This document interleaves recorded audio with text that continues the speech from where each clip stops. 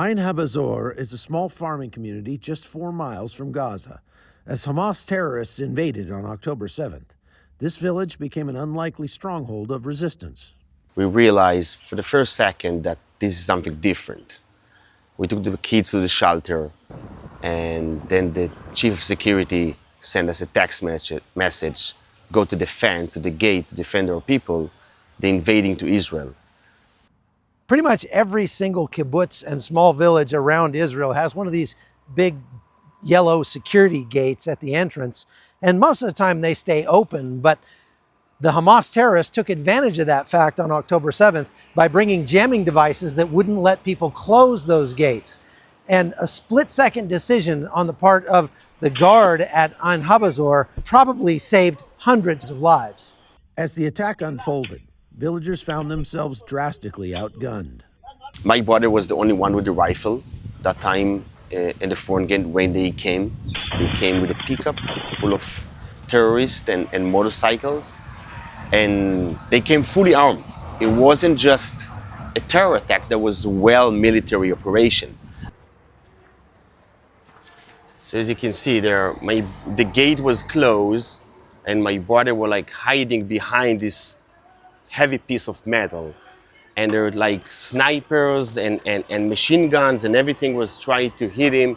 They also launched an RPG that just passed my brother's head and hit the tree behind us. Wow. That was quite intense attack that morning. When Gepner's brother was shot in the shoulder, Yiftach knew he had to get him to a hospital. So he loaded him in his car and sped out the back gate, right into a waiting squad of terrorists.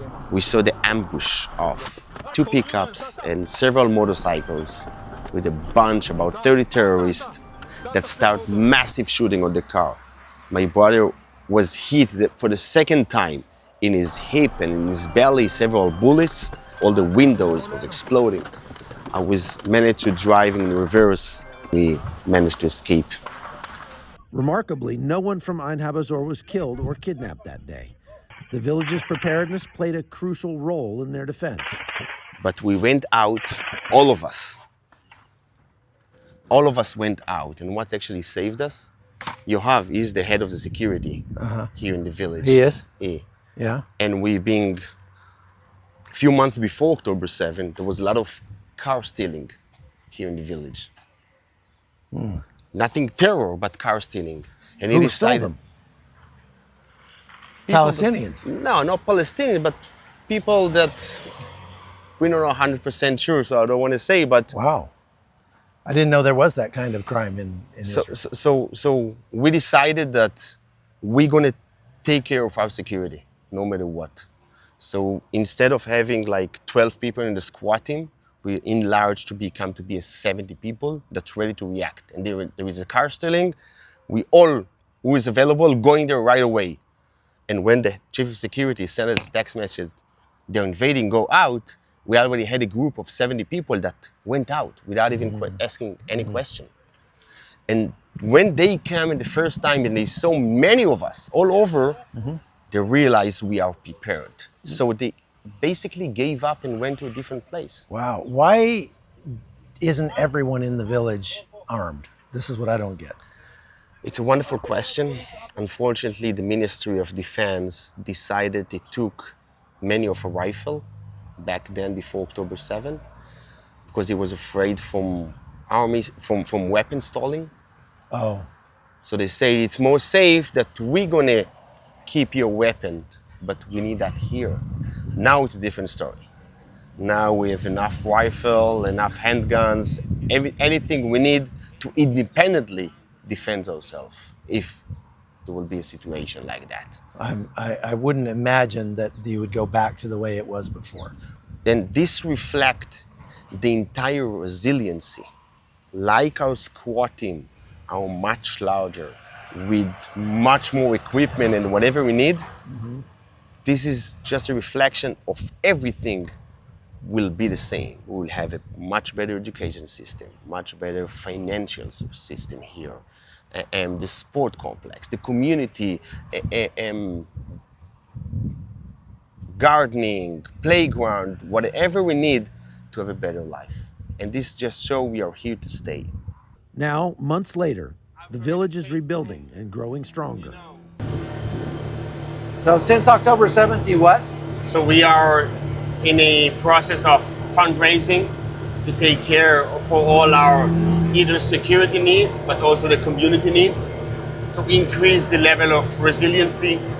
You know, security, it's a very self-perceptions issue.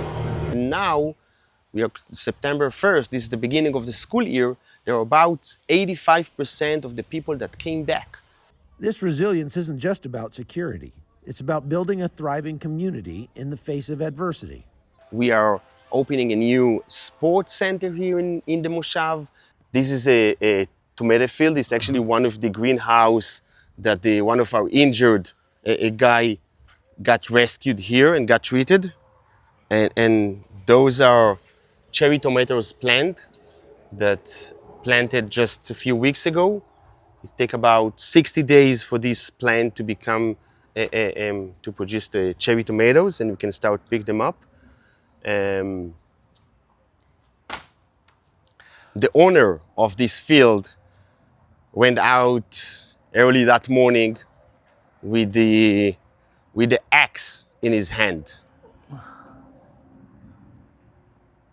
We just gonna be stronger because there is no other option that we're gonna leave this piece of land, this beautiful piece of land, without having our people here. For Dr. Gepner and his neighbors, the events of October 7th have only strengthened their resolve. Israel was established after the Holocaust with zero chance to establish the country. We survived the 67 war, the 73 war. Look at where we are now, when we have a strong, maybe the strongest army relative to the size of the population. We're gonna win this war. This is not even a question. Keep that in mind. Israel will just be stronger following October 7th. From Israel, I'm Chuck Holton for CBN News.